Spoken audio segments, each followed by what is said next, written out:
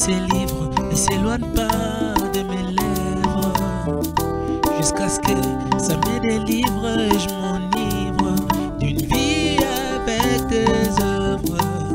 Je veux lire pour connaître mieux, je veux lire pour être sûr en toutes choses. Nous sommes de nouveau très heureux d'être chez vous pour ces nouveaux numéros de livres inspirés. Je pense que vous avez toujours l'habitude de suivre cette émission qui vous détend avec le livre, avec la littérature. Et aujourd'hui, nous sommes rassurés encore, vous serez être bénis pour ce numéro de livres inspirés. Je vous dis une nouvelle fois bonsoir. Nous serons à la compagnie avec un écrivain qui nous allons partager ce plateau. Il s'agit de Ben Pia, dont je salue déjà. Bonsoir Ben. Bonsoir Pasteur Giresse. Très heureux de vous recevoir sur ce plateau. Comment vous allez? Je vais très bien, merci. Et je profite aussi pour dire bonsoir à tous ceux qui nous suivent en ces moments. Et je souhaite, et à vous et à eux, bonne année. Bonne année, bonne année. Il y a eu le temps, vous avez eu à suivre cette émission Livre inspiré de loin qui a reçu pendant beaucoup d'invités ici. Maintenant, c'est à vous que vous êtes là pour que nous puissions partager. Quelles sont vos impressions par rapport à cette émission Livre inspiré?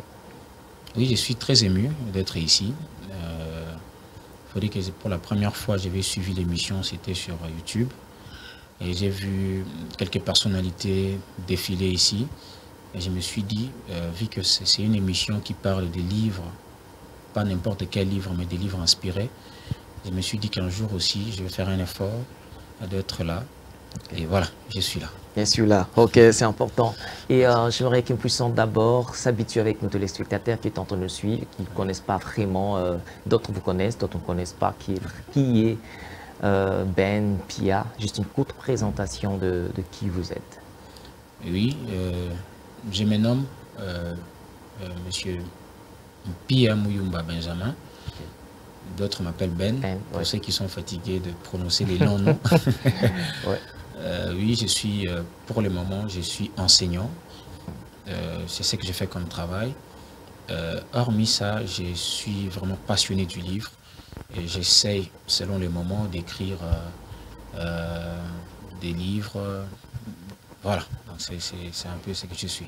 D'accord, c'est important et vous êtes toujours en train d'écrire. On va essayer un peu de parler un peu de tout le livre aujourd'hui. Oui. On va commencer avec cette citation. On va prendre cette citation qui nous vient de Jules Renard. Jules Renard a dit ceci: chacune de nos lectures laisse une graine qui germe. Il dit chacune de nos lectures laisse une graine qui germe. Votre commentaire par rapport à ces citations qui est vraiment inspiré que je mets même. Oui, je pense que M. Renard a raison d'avancer un tel argument parce que la lecture change les personnes.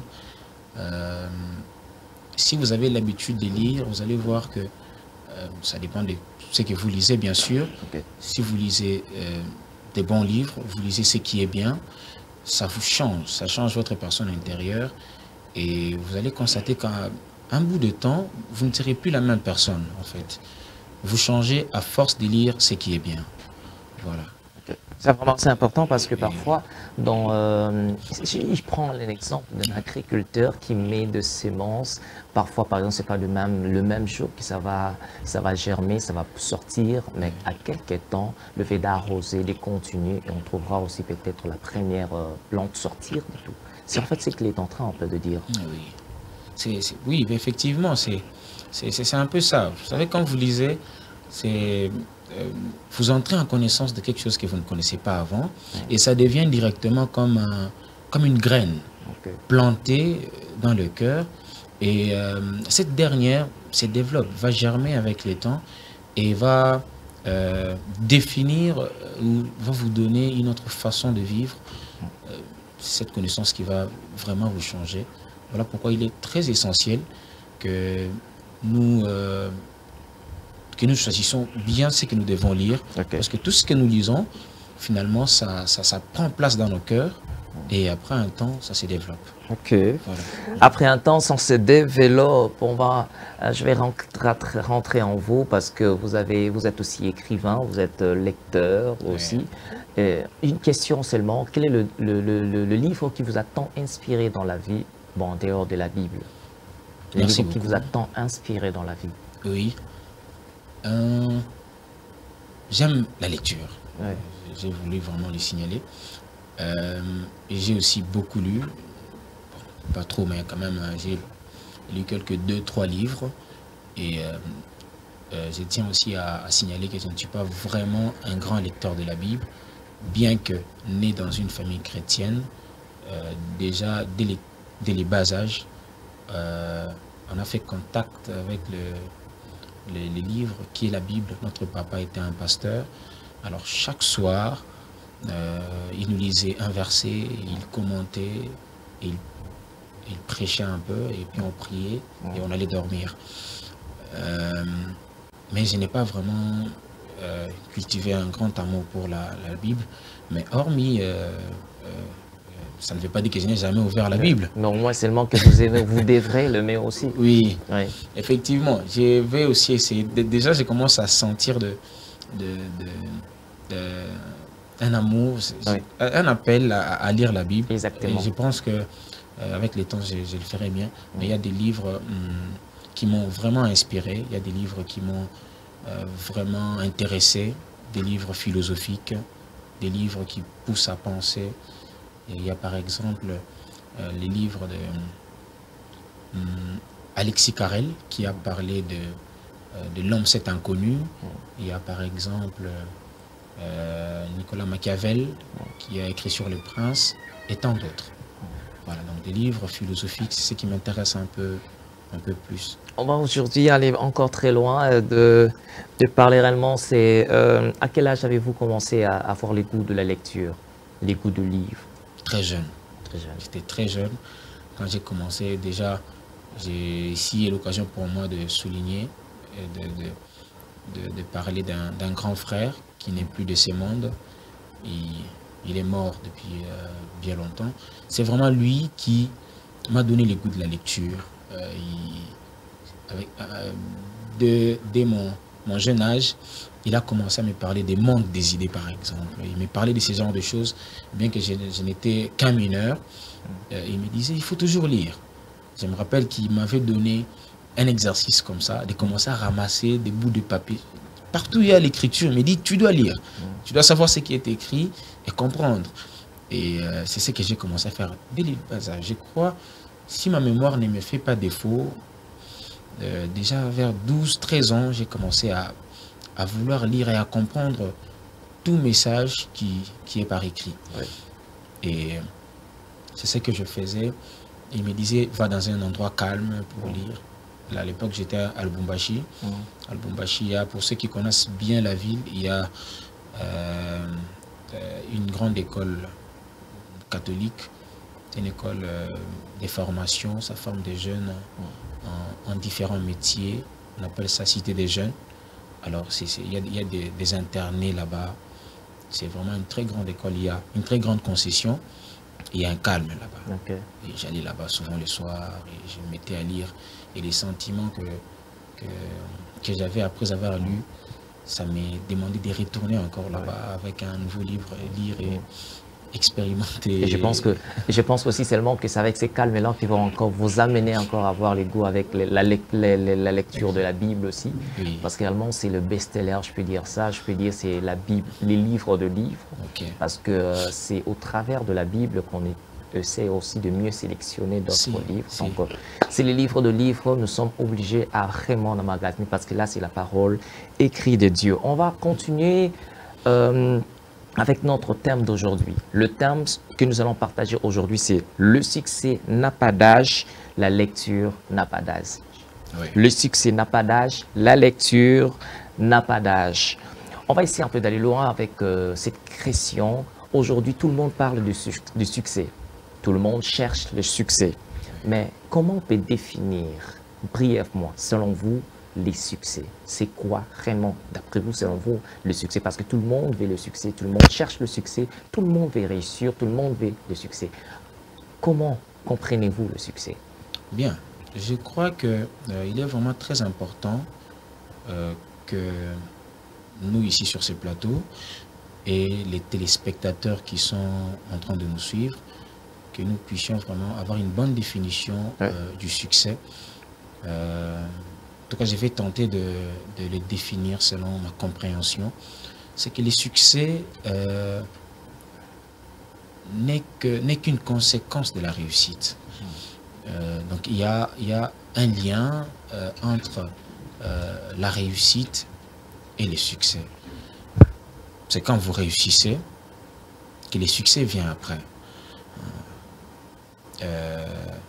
On ne peut pas connaître les succès si on n'a pas réussi.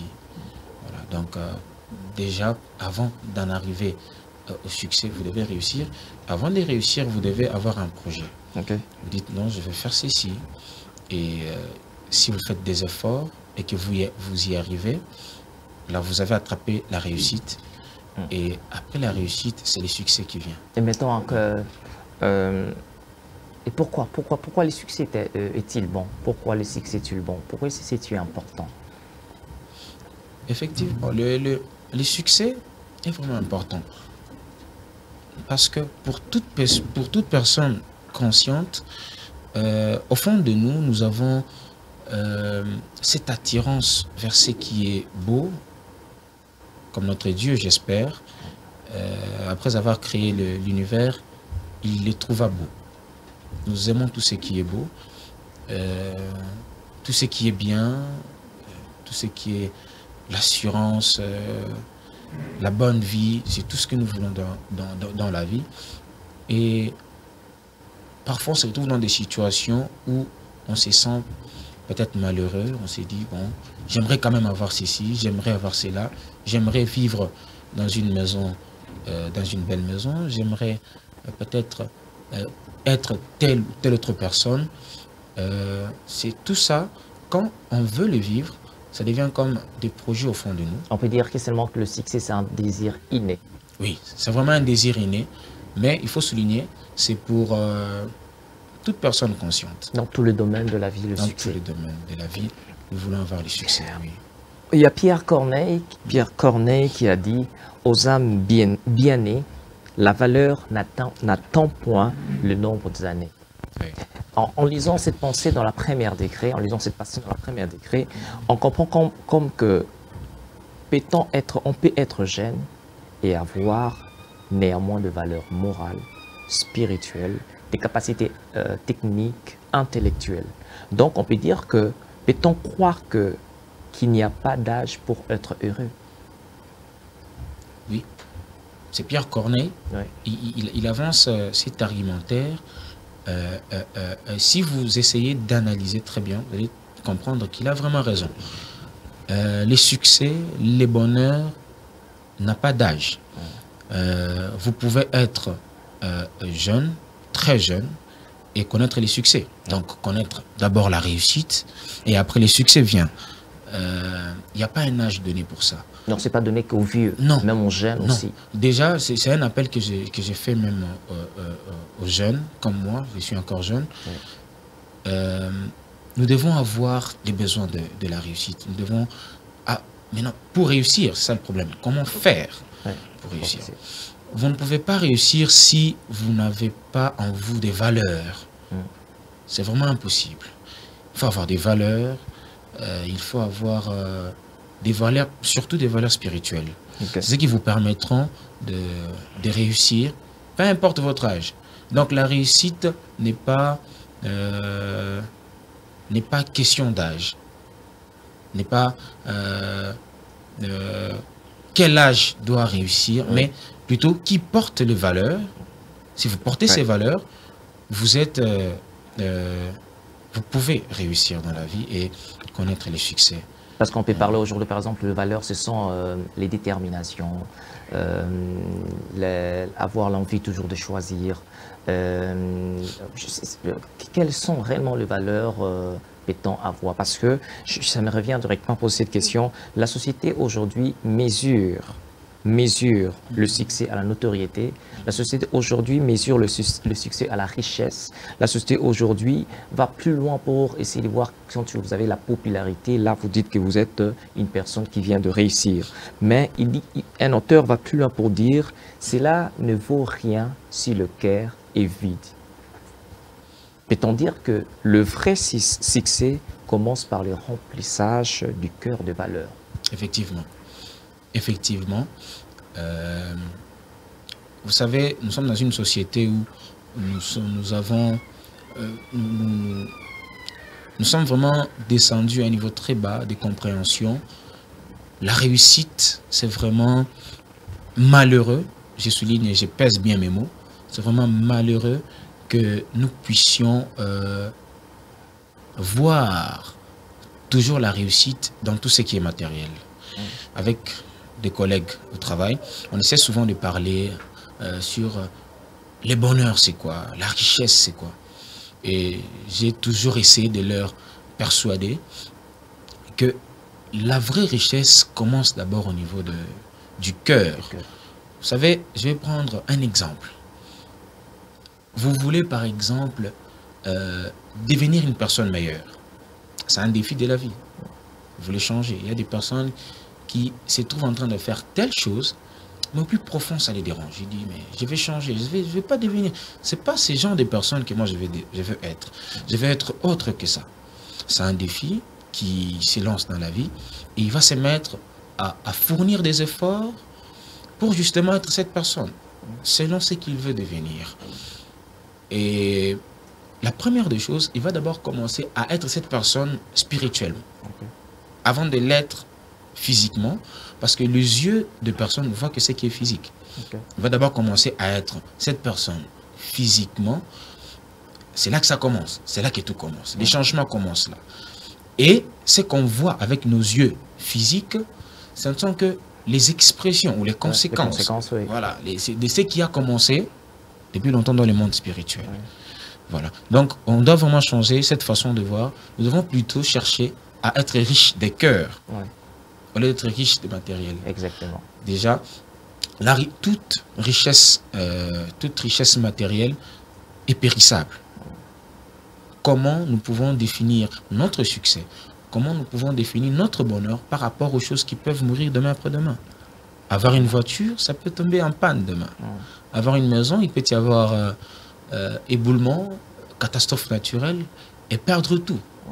Mais si déjà dans notre cœur, on a une richesse qui est intouchable. Voilà, donc je conseille vraiment à tout le monde d'être riche de cœur. D'être riche de cœur, c'est important d'être riche de cœur. Nous allons avancer, c'est vraiment riche ce qu'on est en train de dire. Dans la Bible, précisément dans Josué chapitre 1, le verset 8, nous revenons encore dans la Bible, la Bible dit ceci, que ces livres de la loi ne s'éloignent point de ta bouche. Médite-les jour et nuit pour agir fidèlement selon tout ce qui est écrit, car c'est alors que tu auras du succès dans tes entreprises, c'est alors que tu réussiras. Ici, nous sommes en train de voir comme il y a une corrélation. Il existe comme une corrélation entre le succès et la lecture. Peut-on aujourd'hui dire que le succès n'a pas d'âge et aussi la lecture n'a pas d'âge. Celui qui s'implique dans la lecture, s'applique dans la lecture, finira toujours aussi de voir aujourd'hui que le succès peut devenir aussi son objectif, aussi ce qu'il a vécu, vous voulez dans la vie. Effectivement. Il y a une corrélation entre la lecture et les succès, parce que la lecture, dans la lecture, on trouve des connaissances. Lorsque vous lisez, vous entrez en contact où vous trouvez des connaissances qui vont vous permettre d'améliorer votre vie. Cela veut dire, pour vivre le bonheur, pour avoir les succès, il est très important que vous ayez la connaissance. Et la connaissance, on la trouve dans la lecture. Oui. Donc, comme un adage en anglais qui dit « Knowledge is wealth ». Donc, la connaissance, c'est la richesse. C'est la condition sine qua non pour connaître les succès. Voilà pourquoi, dans les livres de Josué, on est en train de conseiller à Josué de garder la parole, qu'il ne puisse pas s'éloigner, donc de la méditer, méditer la parole. Vous lisez la parole, vous méditez sur ça, vous avez la connaissance en vous, et en fin de compte, vous allez avoir les succès dans tout ce que vous faites. Dans tout ce que vous faites, tout ce que vous êtes en train de faire, il y a du succès. Mais je suis en train encore de vous parler Ce livre, Le choix s'impose, c'est un livre que nous avons déjà publié depuis l'année passée. Le choix s'impose, c'est toujours disponible, où nous sommes en train de dire que la vie est une continuité éternelle du choix. Après avoir choisi, vous choisirez toujours. Donc le choix se prépare après un autre choix. Et aussi dans ces livres, vous trouverez que nous sommes en train de dire c'est à vous de choisir, pas un autre. Une autre personne ne choisira pas à votre place. C'est à vous de choisir votre destinée. C'est à vous de choisir ce que vous voulez devenir demain. Et aussi dans ces livres, vous trouverez que je suis en train de parler concernant toujours le choix et que nous disons que l'effet de ne pas choisir, c'est aussi un choix. L'effet de ne pas décider, c'est aussi une décision. Même la procrastination, c'est aussi une décision. Le mieux, c'est de choisir. Donc, c'est déjà disponible. Vous pouvez commander et vous trouverez, nous appeler et il y aura quelqu'un qui viendra vous déposer ça à domicile. Nous allons continuer encore. On continue. Il y a John Maxwell. John Maxwell est en train d'écrire. Il dit ceci. Tu ne changeras jamais ta vie sans changer quelque chose quotidiennement. Tu ne changeras pas, tu ne changeras jamais ta vie sans changer quelque chose quotidiennement. On peut dire que le succès se trouve dans la routine de chaque jour. Si la routine de chaque jour devient la lecture transformatrice, on peut dire que aussi on peut arriver au succès. Mais ma question est celle-ci. Quelles sont maintenant les habitudes, les disciplines pour essayer de perpétuer cette vie-là de la lecture? Oui, vous savez, la réussite ne vient pas d'un seul coup. C'est les bonnes habitudes quotidiennes qui amènent au succès.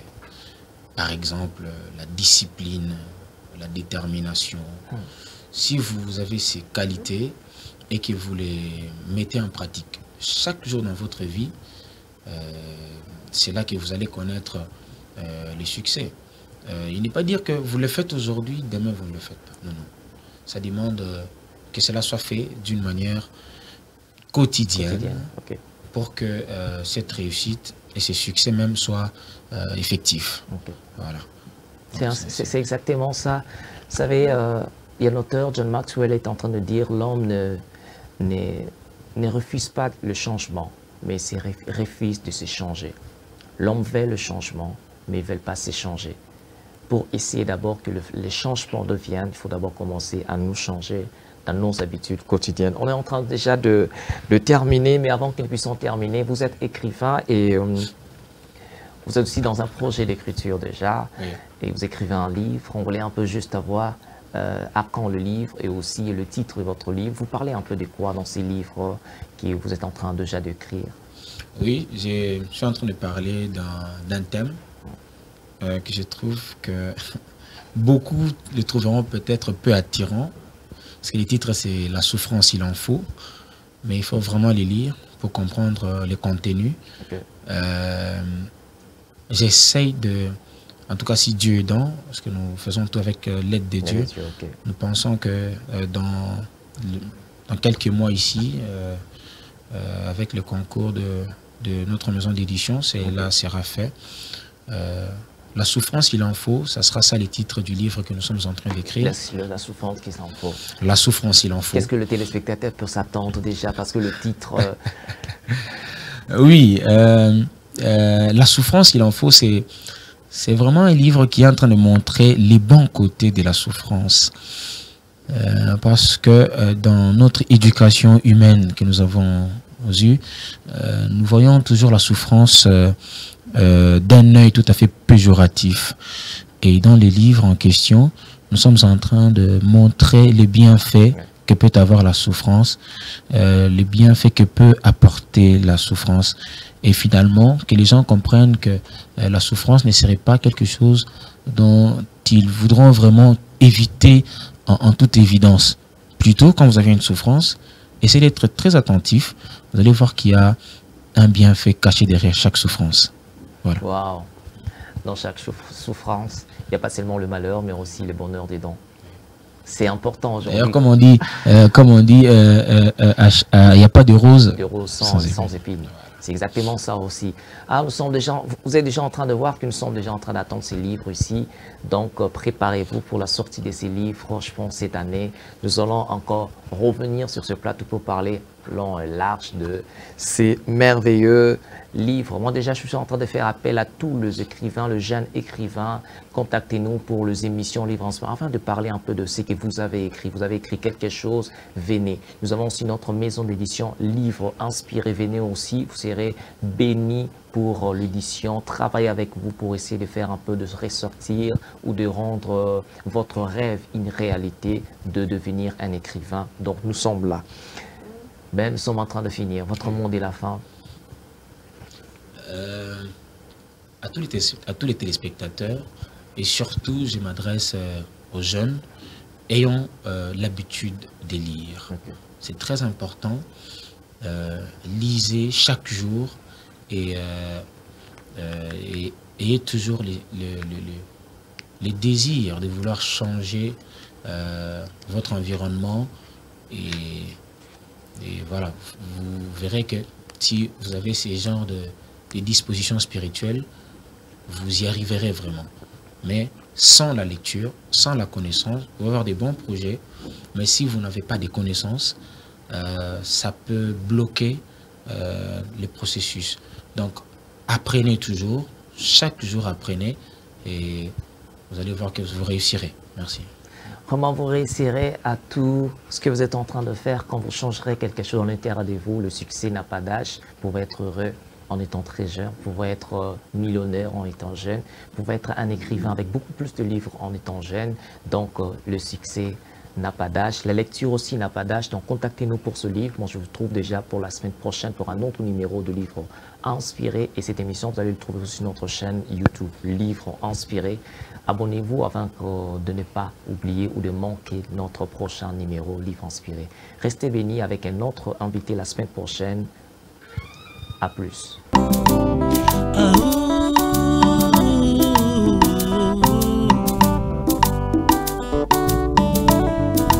Que ces livres ne s'éloignent pas de mes lèvres, jusqu'à ce que ça me délivre et je m'enivre d'une vie avec tes œuvres. Je veux lire pour connaître mieux. Je veux lire pour